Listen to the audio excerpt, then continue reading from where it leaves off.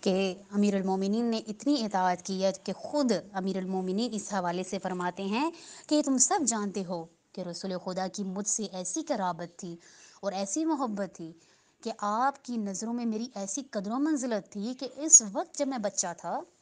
آپ رسول اللہ علیہ وآلہ وسلم مجھے اپنی گود میں جگہ دیتے اور سینے سے لگاتے، مجھے اپنے بستر پر جگہ دیتے، اور آپ سے بغل گیر ہوتا تو آپ کے جسم میں مبارک کی عطر یعنی خوشبو میرے شام کو معطر کرتی تھی۔ آپ نے والد چبا چبا کے میرے منہ میں ڈالتے تھے۔ میں رسول خدا کے نقش قدم پر اس طرح چلا کرتا تھا جیسے شیر خوار بچہ اپنی ماں کی پیروی کرتا ہے۔ آپ ہر روز اپنے اخلاق کا نیا پرچم میرے سامنے لہراتے اور حکم